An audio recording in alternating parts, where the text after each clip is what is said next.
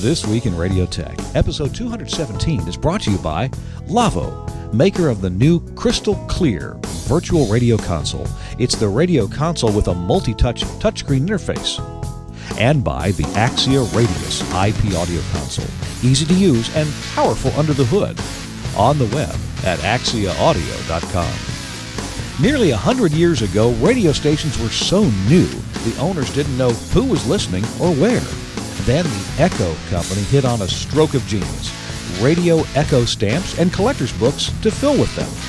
Radio historian and electronics professor Philip Mulivor joins us to reveal the fascinating story of early radio listening and keeping track of stations with EKKO Stamps. Hey, welcome into This Week in Radio Tech. It's time to do the show again. I'm Kirk Harnack, your host. We're up to show number 217 now. Been doing this over 4 years and having a blast doing it. This is the show where we talk about broadcast technology, radio, audio technology mostly, and sometimes we delve off into a little side thing. We talk about towers now and then, or audio metering. Who knows what? Wire. Maybe it's time to have Philip Lampin on again. He's a pretty interesting guy.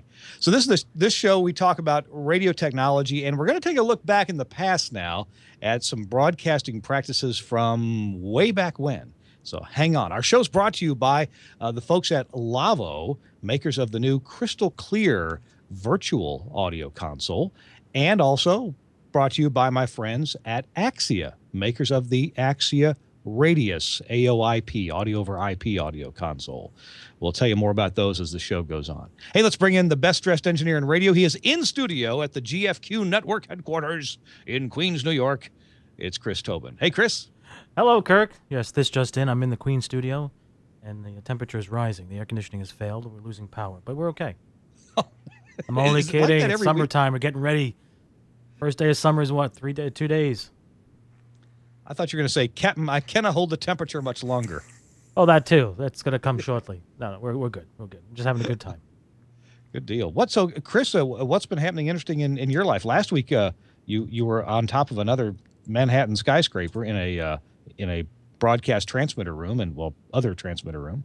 Anything else going on? Yes. Well, I was helping a broadcast to put in a 24 gigahertz IP radio link. They're actually putting 2 T1s on it with Ethernet. I was on 24 gigs, which is the unlicensed stuff, and they also have 11 gig licensed, IP radio link. So we're setting up from their studio, their backup transmitter facility on top of a building in Manhattan, back to their studios in downtown Manhattan. So it was good. It was funny because that morning the fog rolled in, and all you can see was white, which just looked like a white canvas off the rooftop. So even though I should be seeing something known as the Empire State Building and Citicorp Building and others, it was just white. I could literally have done a stand up with a camera, and you could have done a key drop behind me. You would never know that I was 575 feet above the skyline. It was the wildest feeling. You didn't think to take a picture of that, did you? That'd be pretty cool. I took pictures of the mist as it started to break away, looking down at Times Square where they dropped the ball. So you can I do have a couple of pictures. But yeah, taking a picture of the whiteness, the camera just can't handle it. So it just looks like a white spot.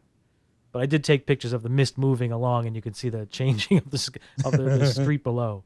But it was fun. So if you're putting in a 20-some gig link, and you can't actually eyeball the destination where you're pointing the antenna, and maybe there's too much attenuation to get any signal at the other end, I don't know.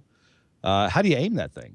Well, the neat thing with the new technology, with most of these radio units now, they come in with built-in spectrum analyzers and diagnostic tools that are designed to look at the signal.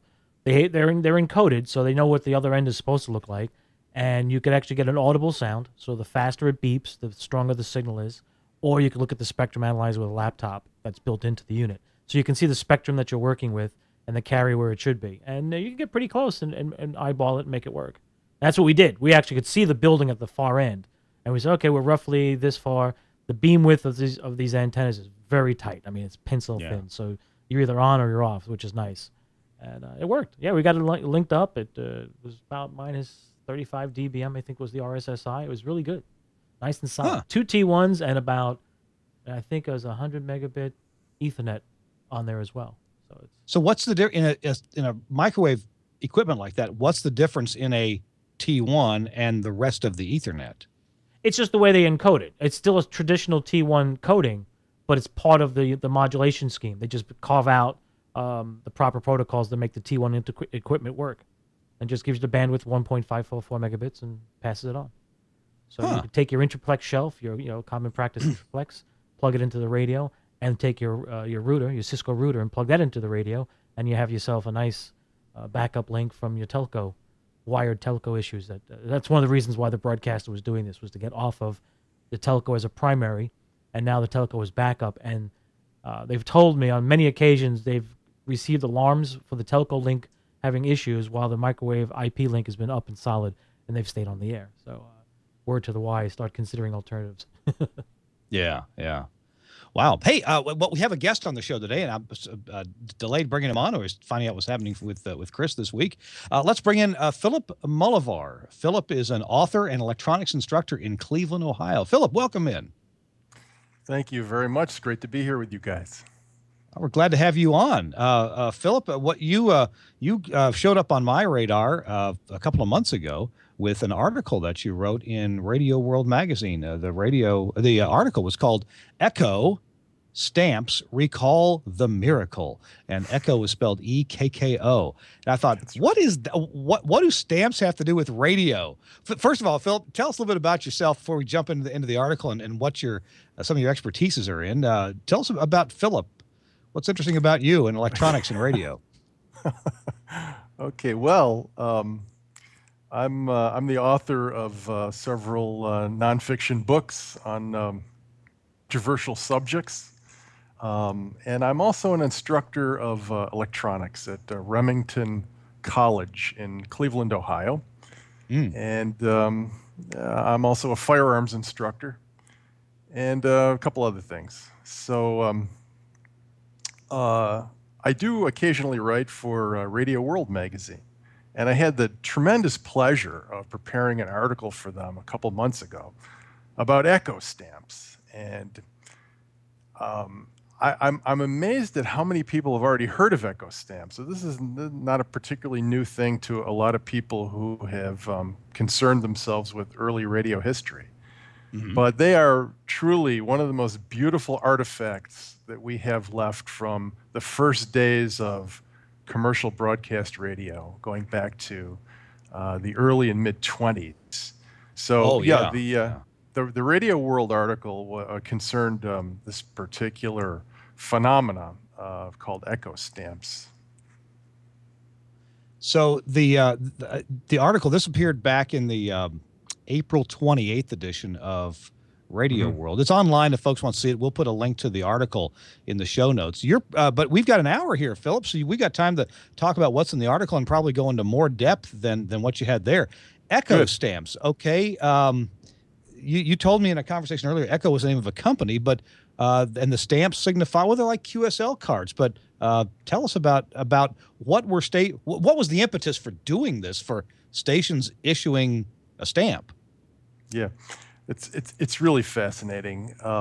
In the very early days, and we have to go back to the early 20s, when the first commercial stations started to light up on the AM radio band,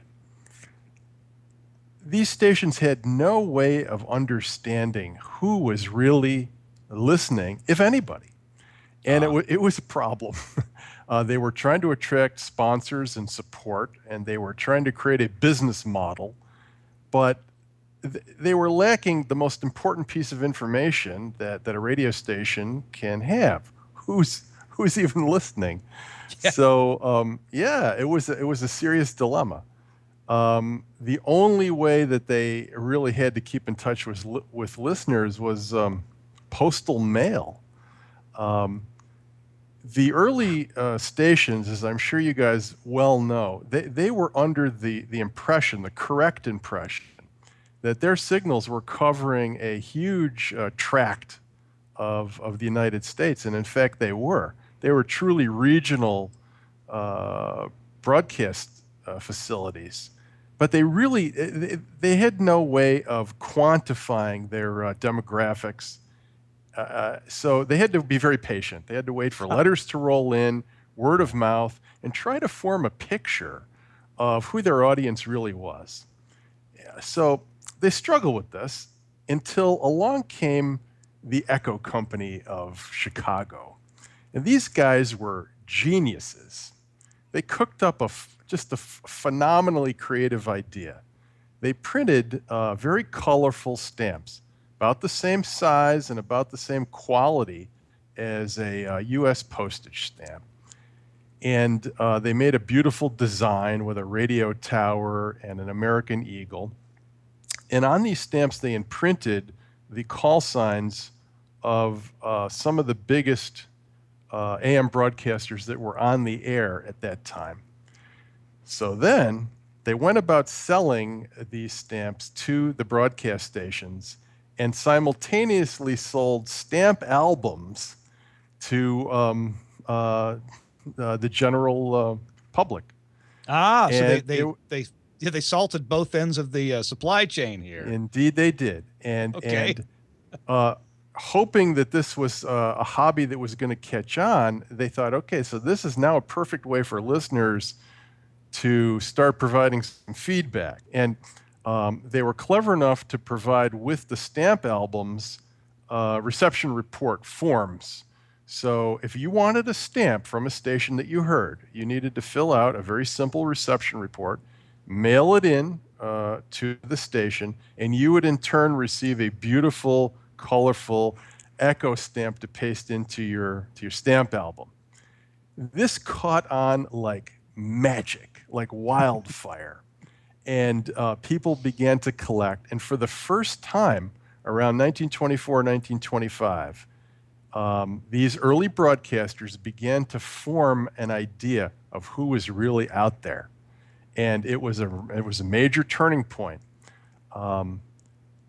I guess one of is a shortwave listener and a ham radio operator and a general radio guy. I also appreciate the fact that these were like the de facto first AM broadcast QSL cards, and a hobby arose amongst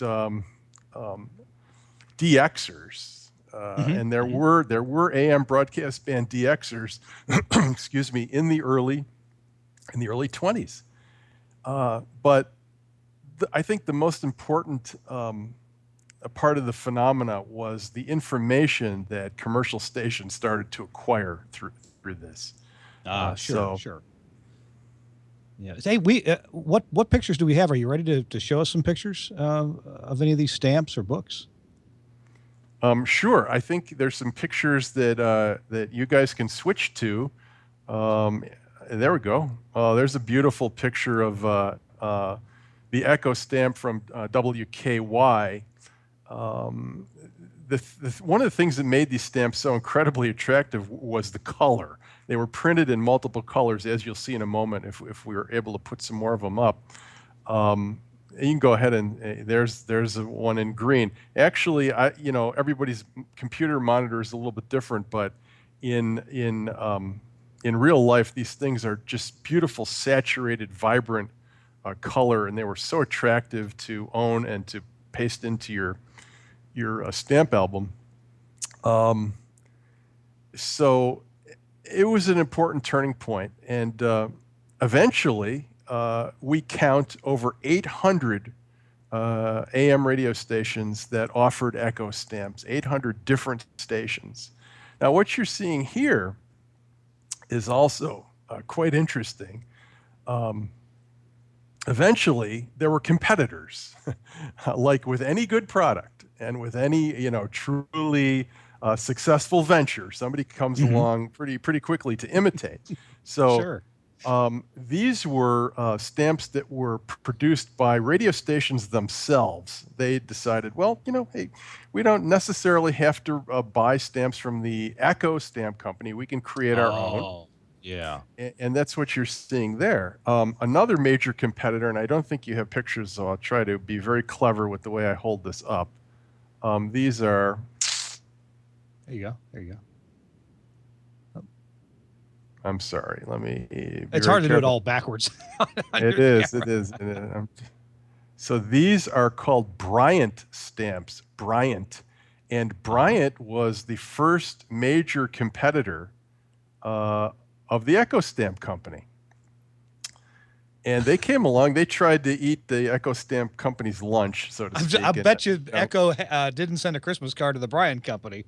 Well, what's amusing is that radio stations that left the EKKO Stamp album, let me put that a different way. Radio stations that purchased Bryant stamps were cut out of future editions of the EKKO Stamp album. The EKKO Company, they were jealous and resentful, I suppose, and they discontinued even creating a space in their stamp album for the stations that defected to the Bryant stamp. So there was competition, there was a little drama, there was what you would expect when there's a phenomenally successful product, and then along comes a serious competitor to that product. So it was very interesting stuff.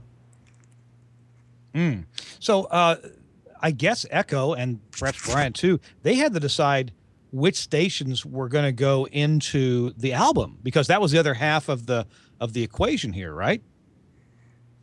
Yes, that's true. I think at first the EKKO Stamp Company took some big chances. They printed, they just started printing up stamps with call signs, and then they approached those stations, and they tried to sell the stamps and sell the album simultaneously. But it really didn't take very much. It didn't take very long for this whole thing to catch on. Less than a year, the thing was up and running, off the ground. People were collecting. There were magazine articles being written within the first year. There was a huge magazine at the time called Radio News. And I think perhaps you have a picture online of this. There it is. Oh, yeah. And look who was the editor there. Yeah, that's exactly Hugo right. Gernsback? Yeah. Didn't he have, I know I've read other magazines that were where Hugo Gernsback was the editor or the publisher. Absolutely. He had, I think, what you could almost call a publishing empire going. Yeah. But Radio News was the radio hobbyist magazine of the day. It appealed to DXers. It appealed to builders, designers, listeners. If you had even the slightest technical interest in radio, that was your magazine. And you can see I think it was the March or February 1925 issue is what you just saw. The cover was devoted to the EKKO Stamp phenomena, which was barely a year old at the time. So this thing caught on like crazy. And it was such an interesting project because it only did good. There was really no downside. All it did is create interest in radio, and it created a tremendous bond between listeners and the first AM radio broadcast stations. And you have to remember, at the time, stamp collecting as a separate hobby was very, very popular. And what the EKKO Stamp Company did was find a way to combine this new, incredibly exciting, almost unbelievable activity of listening to the radio, and combining that with a hobby that many people already enjoyed and were, committed. They were very committed and involved in, and they kind of melded those two activities together. And I think that's another reason why it was so incredibly popular. Everybody just came out ahead with EKKO Stamps. It was something to behold at the time. Hey, Chris Tobin, I'm going to ask Chris Tobin to take over the interview process here. My computer just needs to get rebooted, so I'm going to be gone for about 2 minutes while that happens. And this is absolutely fascinating, and I want to see where this goes. And I'm curious to know in the end, so maybe hold off for a minute while I reboot, about what precipitated the demise eventually of these kind of stamps. So you guys carry on. I'll be right back. Fair enough. So you're talking stamps. Back in the day, stamp collecting was big. When I was a kid, I had several stamp albums, so I can appreciate this. Move forward to today, what would you say would be the equivalent, maybe? Well, radio's sort of done themselves in, but what would be the equivalent for people getting into the business, listening of radio who fascinated? What do you think would be the stamp of today? Since we don't have stamps, we don't have to stamp collectors. We've got other methods of associating ourselves Yeah. with our favorites. Well, Chris, I have to tell you right off the bat that in my opinion, the question that you're asking is the most important thing that we can address. Why? Because the EKKO Stamp project created an incredible level of excitement, an incredible relationship between listeners and the radio station. There was a bonding and relationship that is almost impossible to find today. So when I look back, I mean, I like radio history, but to me, the idea is to learn from radio history and take away from some of the early ideas, things that might be able to help us today, especially in the often struggling AM market. Some segments of that market are struggling more seriously than others. Some are perhaps not struggling at all. But AM in general, let's face it, we could use whatever we can get our hands on. So this is such a huge question that you're asking. How can we recreate that phenomenal excitement between the radio station and the listener? What could be today's EKKO Stamp? And how do we bring back the emotionally, I mean, listen, it was an emotionally charged bond between the listeners and the broadcasters. I don't think that we've seen quite that type of relationship since the EKKO Stamp phenomena and since the early days of commercial broadcasting. So I don't know. I mean, I don't know exactly what the answer is, but my instincts tell me to look to the past and particularly look to the EKKO Stamp project to try to find, an answer to your question. All right, fair enough. I couldn't agree with you more. It's a fascinating historical look back into the business. And many businesses have a similar historical background, whether you're in chemistry or mechanics. So we're just talking radio and TV and broadcasting. And I have to say, as a kid growing up in the New York City area, we had many very powerhouse AM stations: WABC, WMCA, WHN, and a few others.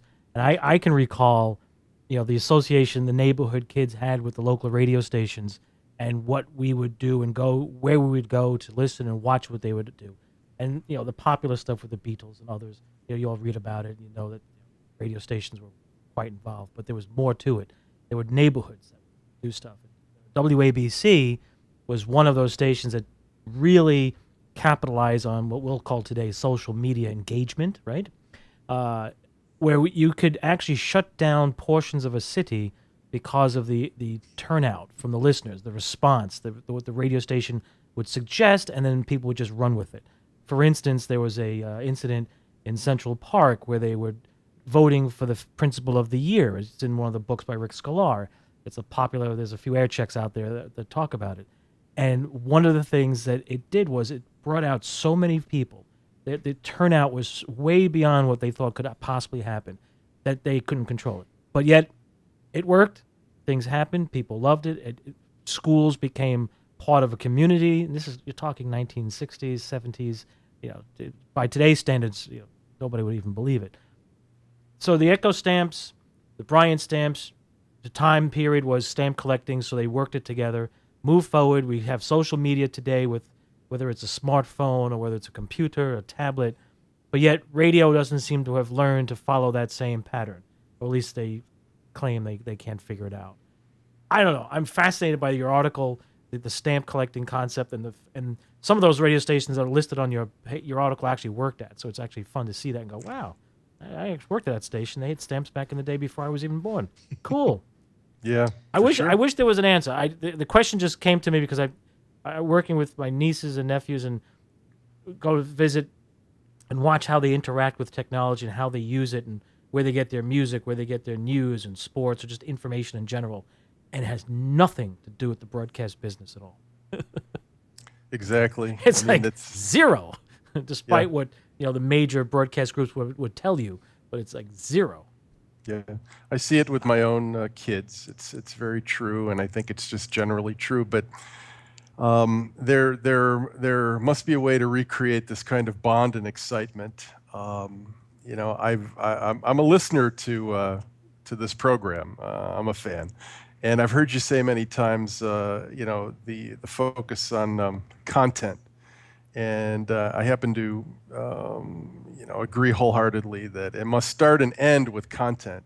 People are willing to listen to a little bit of noise. They don't necessarily need a pristine signal, but if there's content there, they're going to be listening. I listen to one of my favorite AM radio talk shows on a like a 1962 transistor radio, and you can imagine what that sounds like. It's full of static, but I don't really care that much. I'm listening to the program.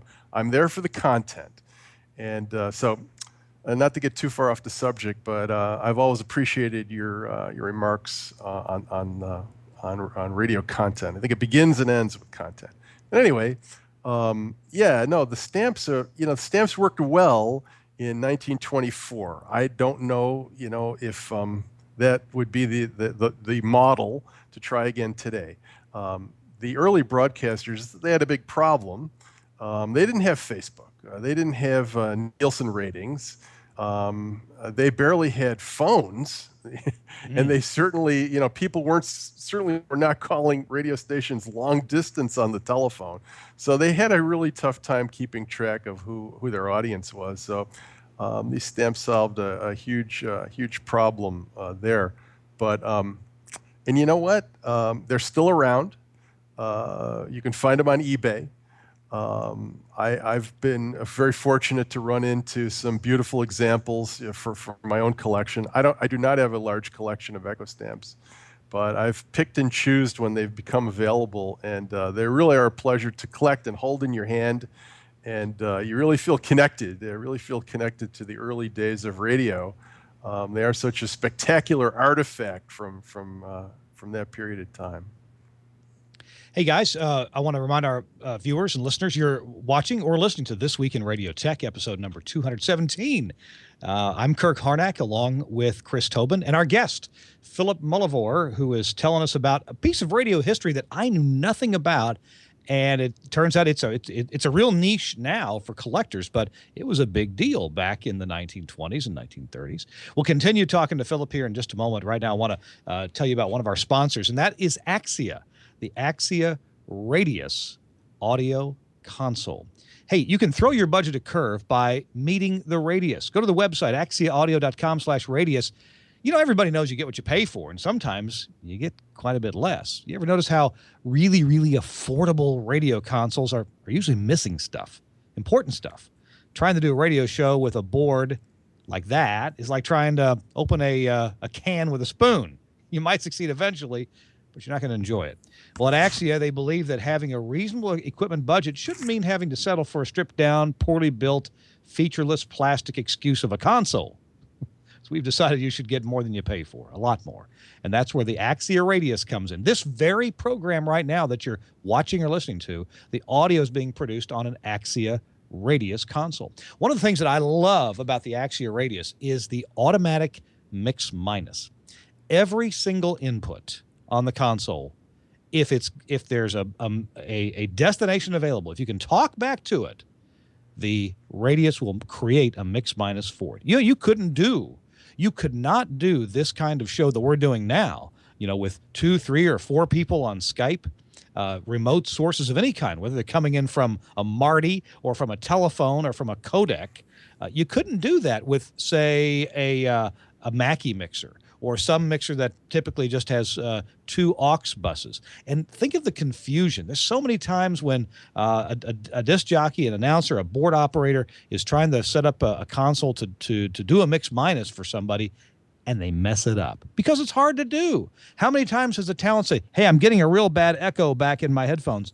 Folks, I got to tell you, I've been doing this show now for over 4 years with 2 different networks. Never once have I gotten an echo back in my ear set here. The mix minus is always perfect. And that's one of the things that you can do with a sophisticated yet easy-to-use console like the Axia Radius.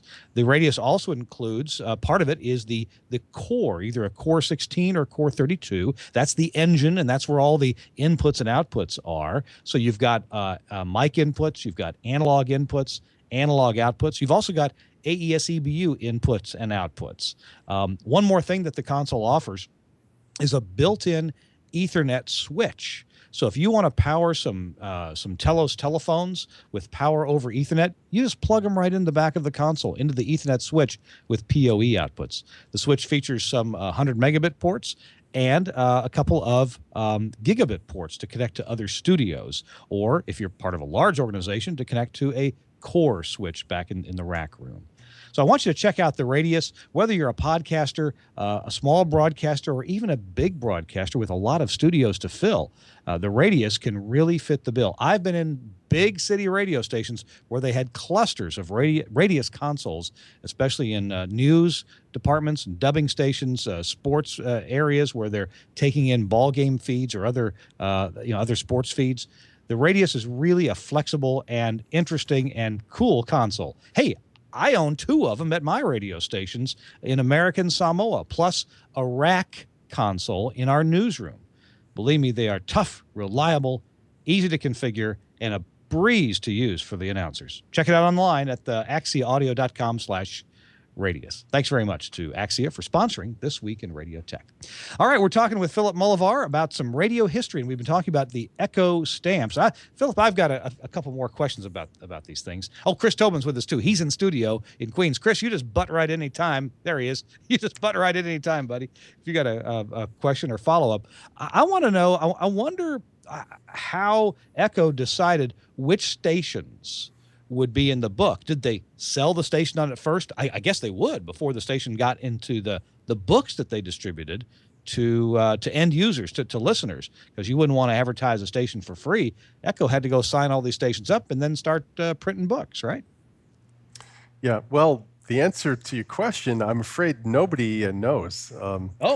As far as I can tell, in the course of writing the Radio World story, I had a chance to talk to some pretty well-known radio historians and stamp collectors, experts. Nobody seems to know exactly what the sales process was for the first EKKO stamps. Several people told me that there's really no evidence to suggest that they did anything except print up the stamps and then peddle them to some of the early broadcasters. For sure, nothing happened until about 1922. Yeah, 1922. In that year, we went from about 50, and I'm using round numbers, but pretty close, about 50 stations. Actually, looking down at my notes, 67 commercial AM stations to over 500 in 1 year. That was 1922. So that was when the folks at EKKO started, formulating this idea. But how they chose those first early adapters is a question that has been lost in history, I think, Kirk.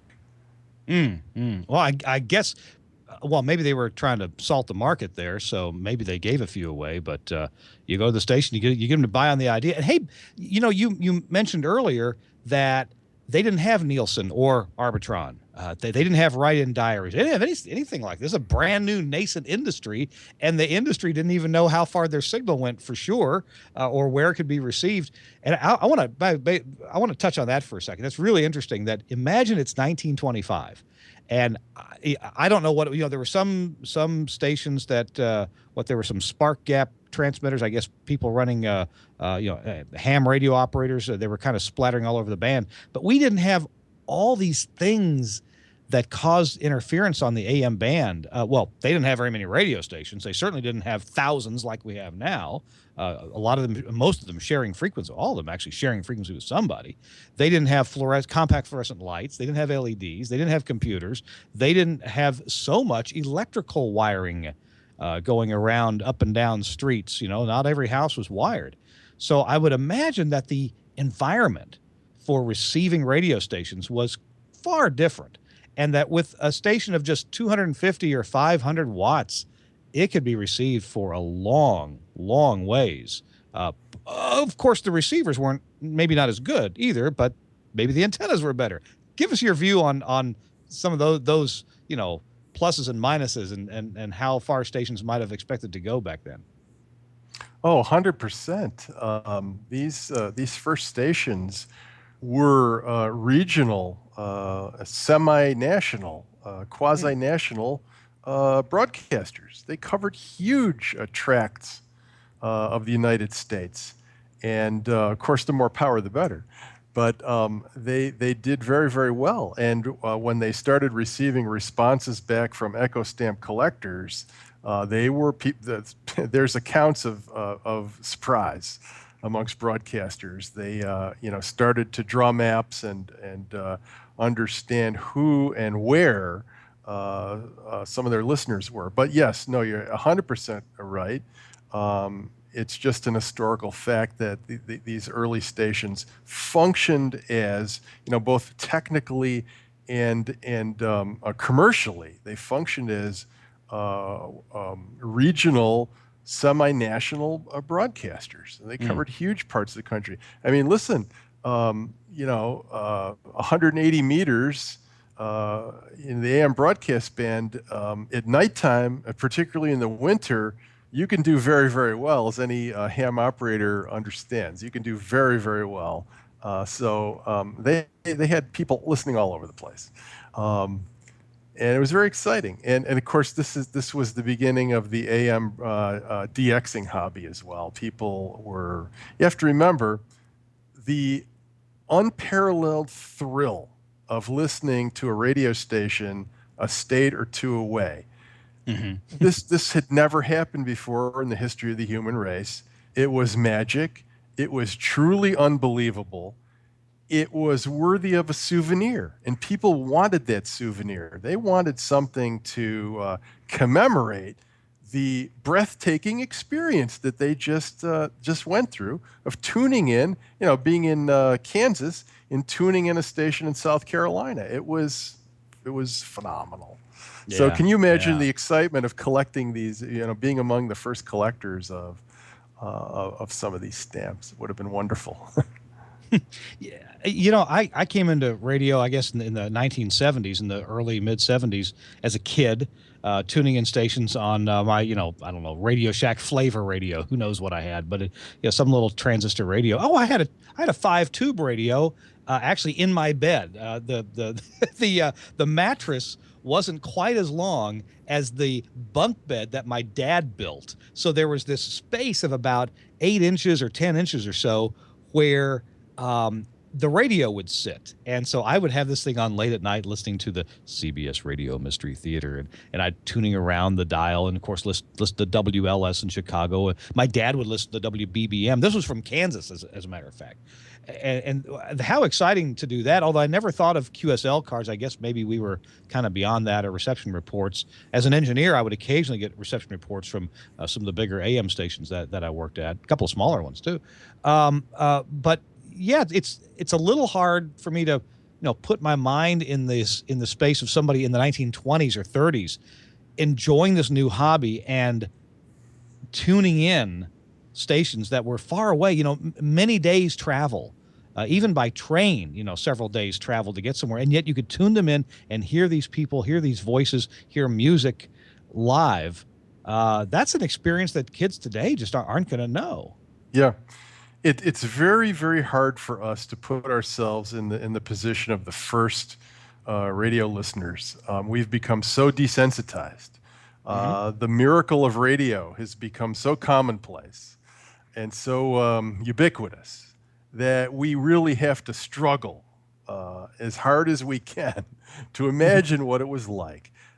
People in the early 20s, many families sold valuable possessions, including their icebox, in order to purchase the first wireless set. That's what radio meant. It was so unbelievable. It was so magic. It was even frightening to some people. People would sell things, household goods that they, generally needed to run a house. in order to buy that first radio, and that's what it meant. It was just like magic. And EKKO Stamps are, of course, a very, very big part of that. You had asked earlier, how did it all come to an end? Yeah. Well, the stock market crash of '29 brought in, of course, the Great Depression that continued well into the '30s. That pretty much ended the EKKO Stamp phenomena. Usually, when people would send in their reception reports in order to get their stamp in return, they'd send in 10 cents along with the reception report to cover the return postage.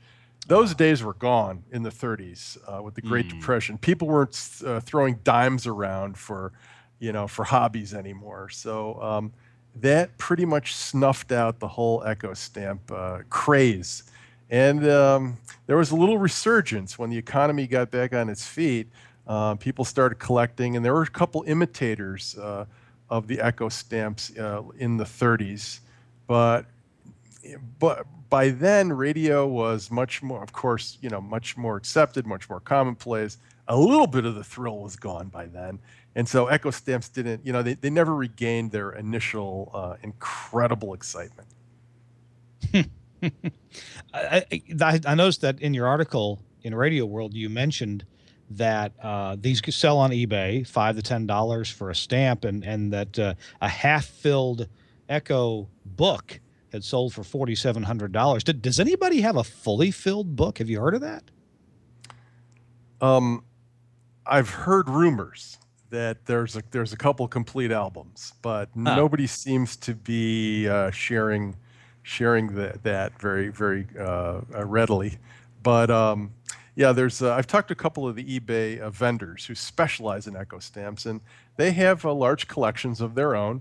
And one guy had an album about half full, about $5,000, as you mentioned. Some you can pick up a very common EKKO Stamp from a station that printed gazillions of them for $10. The rarer ones, where station may have only issued a very few, you're going to pay several $100s for one stamp. So it just depends. What the call sign is on that particular stamp. So I got a couple more things we're going to talk about, including teaching electronics in this day and age. How that goes on, because that's your full-time vocation, is electronics professor and instructor. What would you like to wrap up with, if anything, about the EKKO Stamp notion? Oh, I just I appreciate being able to share my interest in it. It's such an interesting piece of radio history, and such a pleasure to be able to share it with everybody that watches This Week in Radio Tech. I have for the ham operators out there, which is probably quite a sizable percentage of the viewers. I wonder if they remember this thing. This was let me try to be clever here. Oh, amateur radio 5-cent stamp, U.S. postage, yeah? Yeah. This was the only U.S. postage stamp honoring amateur radio. And that came along in the 60s, long after the EKKO Stamp phenomena. But that, too, is a collector's item now. Oh, the 5-cent stamp is the amateur radio 5-cent stamp. Yeah. Interesting. Yeah. Hey, it's we're going to take another quick break and hear from another one of our sponsors. You're watching, by the way, This Week in Radio Tech, episode 217, with Philip Mulivor as our guest.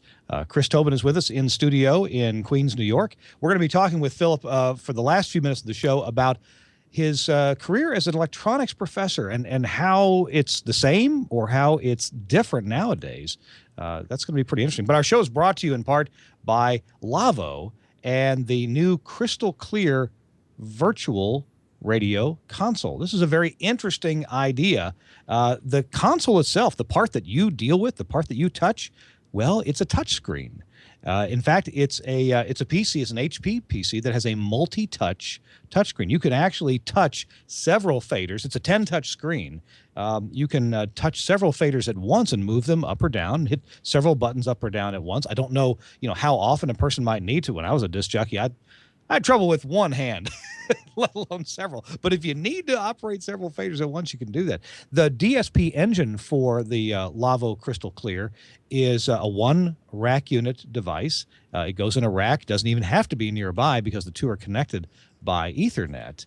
There's an application for the console running on the computer, and it tells the mixing engine what to do, what to mix together. There are a lot of functionality and features. As I mentioned, the multi-touch enabled mixing control, a very intuitive GUI, graphical user interface, optimized for fast-paced radio workflows. In many ways, the screen only shows you what you need to see to do the job at the time. It has 3 stereo mixing groups, Program 1, Program 2, and Record, like so many consoles do. Integrated Q, or pre-fader level feature that has metering. Programmable scene presets that you can recall every detail, including mic processing and setups and mix minuses and things like that. It does have stereo PPM meters, Euro and US operating modes for fader start or button start. A large time of day clock synchronized with NTP server. It supports guests with talkback, so you can talk back to a guest in studio or out of studio. And a panic button clears any changes to the current scene. If you say, whoa, I think I pushed the wrong button here, I need to get back, just touch that one button and there you can go. 24 sources are available. 8 can be simultaneously active on this. And there's also advanced DSP for microphone and external audio processing. If you want more information about this console, it's going to be shipping soon. We had Michael Dosh, the director of virtual radio projects for Lavo. He was our guest a couple of shows back and explained that they showed this at NAB. It's almost ready to ship. And if you want more information on it, I would go to their website at lavo.com. Now, Lavo is spelled L-A-W-O, like Lawo. It's a German name, a German company. I've met the owner, Philip Lavo. Check it out, lavo.com. If you browse there from the U.S., you will get the English version of the website, and you can read all about the Crystal Clear Fusion virtual mixing console. Crystal Clear virtual mixing console. Good console, very, very interesting. And I would check it out if you're interested. There's also a video that Mike Dosh has of operating the console where he gives it a good demo. Thanks to Lavo for sponsoring This Week in Radio Tech. All right, we got a few minutes left, about 10. Hey, Chris Tobin, you still with us? You got any follow-up questions about all this stamp business? Well, yeah. Well, the stamp business, I was just mentioning to Andrew here in the studio, when you were talking about, why did it fail? Not fail. Why did it disappear? Why isn't there something today? And I was just joking with Andrew saying, it's interesting. When I was a kid and things were such that, wow, you can do this, you can do that. And it was just amazing, the amazement of it all, just like the EKKO Stamps and DXing a radio station and saying, wow, I'm listening to somebody talk to me 6 states away. This is amazing. Mm-hmm. Fast forward to today, and if I was to tell you that I've taken this size object, this cup that I'm holding, and say it's 24 centimeters square, I've put it into a payload and launched it into orbit to do a low satellite, amateur thing, most people today in this room would go, that's nice, and move on. Yeah. 30 years ago, if I told you I put this little object into orbit, you'd be like, what? And, I'd probably create an international incident. But today, technology, as I hold this, this iconic symbol of a smartphone with a little apple on the back, people expect it. If I told you this thing makes espresso coffee, you'd be like, cool, can I do it? Not, how is that possible? No, like, okay, can I get one? Again, 30 years ago, if I told you this square little device can make espresso coffee, you'd be like, whoa, wait a minute, I need to look into this. Mm-hmm. That's what's changed. And as an electronics teacher, I'm sure the students you're working with, you probably encounter some that have that curiosity factor. When I was a kid, you had the Lafayette Radio Electronics wooden box with the springs that you'd attach semiconductors to, and before that, you had Heathkit with the vacuum tubes or valves, and it stirred the imagination. Today, fast forward, and you have SPICE programs, sort of do all the work for you, and you really lose that foundation of the PN junction in a transistor and what goes on, or a diode, and why does the diode only go in one direction? Back when I was a kid in school, you sit there and blow it up and explode a little glass diode and go, what did I do wrong?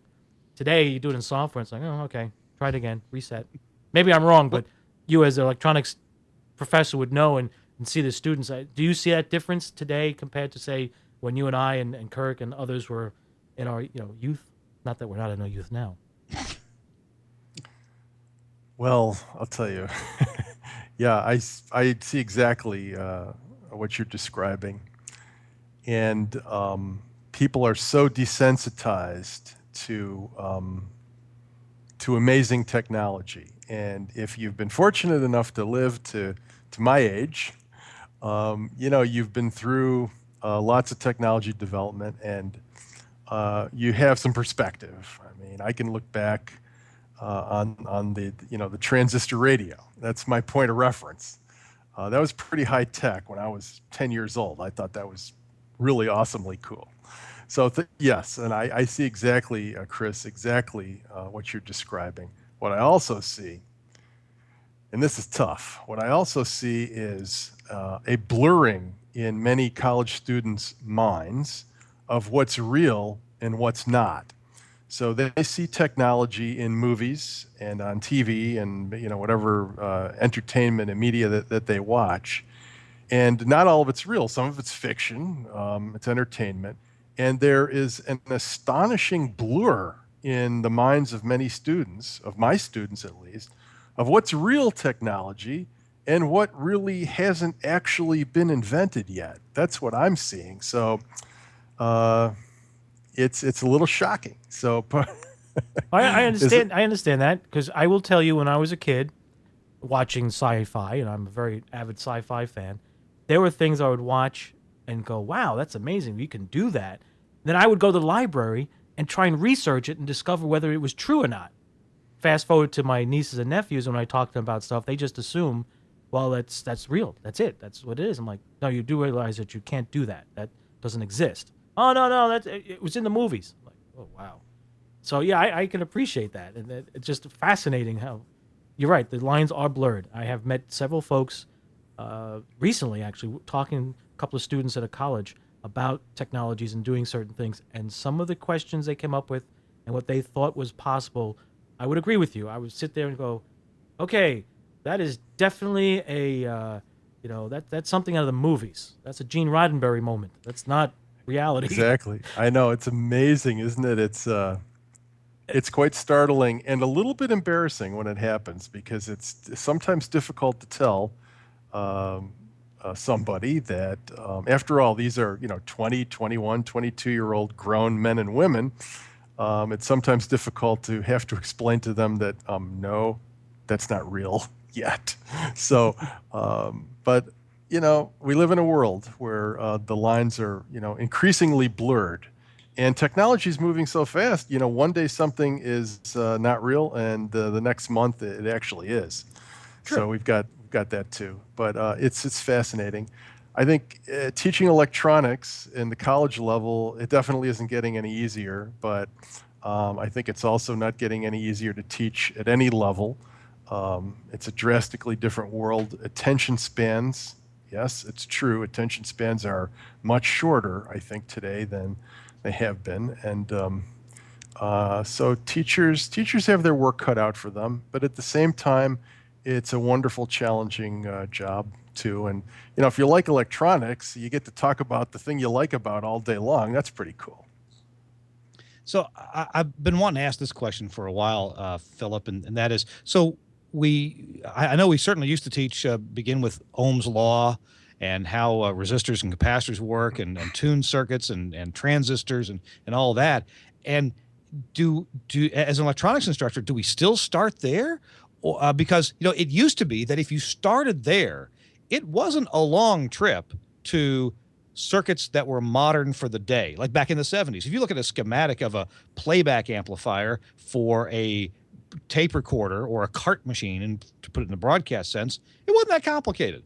Now, anything you touch or open is full of large-scale integration electronics. And do we have to know what a capacitor does at this point? What's important to teach to students in electronics? Yeah, well, I think the programs that exist around the country today in the electronic technology flavor, in other words, programs that lead to an associate's degree in electronics technology. Engineering programs, I'm not as familiar with.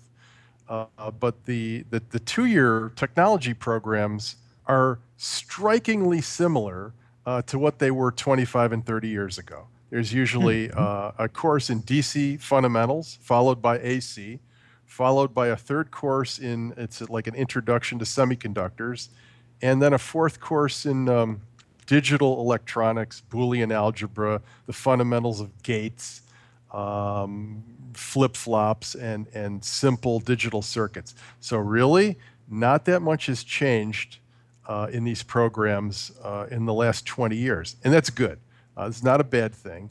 The idea is that if you're going to go out there and troubleshoot and be flexible, be agile, to be able to work in a number of different jobs that might come your way as your first job offer, it's a good thing to be able to troubleshoot to the do some simple troubleshooting to the component level. It's a good idea to have a rudimentary understanding of electronics theory. So there's a lot of nowadays we swap boards and everything's modular, and a lot of repairs are done that way, but some aren't.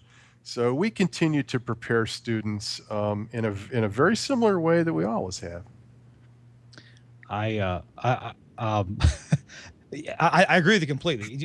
People have to understand the fundamentals. They can't just so somebody's got to design these circuits, and somebody still has to design RF circuits, and not just with maybe the large size components that we used to use, but now we're so much strip line technology, and if you look inside a cell phone as to what constitutes the antenna and a matching circuit that goes between the radio or the diplexer in there and the antenna, all that stuff is I think it's harder now than ever before, but it still follows the same laws of physics to get the job done. I think it's just amazing where we are, and you got to start out and learn. It just seems like it's so much farther now between the introduction to DC, introduction to AC electronics, and where you have to go to design stuff that's useful in today's world than it used to be. It seemed like in 20, 30 years ago, it was a shorter walk to that point where you were designing stuff useful for that period's technology.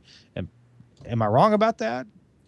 No, I think you're 100% right. I think that's exactly right. There is a big disconnect between the fundamentals and what you might have to end up dealing with. Of course, that's true.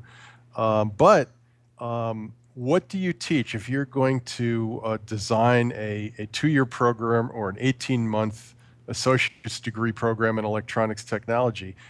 You're going to want to make sure that you teach the fundamentals, fundamental circuit analysis, and for that matter, how to make a good solder joint, safety in electronics, basic troubleshooting skills. Those are all things that, they're the same today as they were 30 years ago. Soldering hasn't changed much. Yeah, we have surface mount technology, and that's a specialty, but you have to start somewhere, and I think this is true of many fields. If you look at many technology programs, the fundamentals are still taught and emphasized, and we try to prepare these guys as best we can. Well, I imagine it's quite a. Oh, what's the interest level nowadays in electronics? People still going into that field much? Yeah, I think we have a pretty vibrant program at my college. There's we don't seem to have any shortage of students. There are people that come to school and find out that it's really not their cup of tea. But I'd say these types of these 2-year electronic programs are going very strong. And imagine a certain number of those graduates then go on to higher levels of electronics learning, and a few go into working for, who knows, Samsung, Texas Instruments, Intel, or any number of Marconi, Ericsson, and designing really powerful stuff. But it's a long way to go. I'm hoping we get a few new broadcast engineers out of it. I think the radio engineer population is aging. There's no question about that, and we're going to have to replace ourselves. So I'm hoping, I try to do my best to interest my students in broadcast technology. So we do the best we can, and if a teacher is excited and interested in their subject, it rubs off. It spreads. Oh yeah. Yeah. Well, I'm glad. Apparently, you are, and I'm glad for that. Hey, broadcast engineering still has one benefit that nobody else has, and that's free concert tickets. Well, sometimes. Yeah. Hey, Chris, any follow up? We're about out of time. No. I think all the points have been touched, and I can agree more. The more excited you are, the better the students will turn out. That's for sure. I've seen that on a couple of occasions, but boy, our times have changed from when I was enjoying things in the radio and TV, and now where we are today. Philip, there's a question that a broadcast engineering friend of mine, he's in charge of hiring and firing engineers. It's one of his job duties.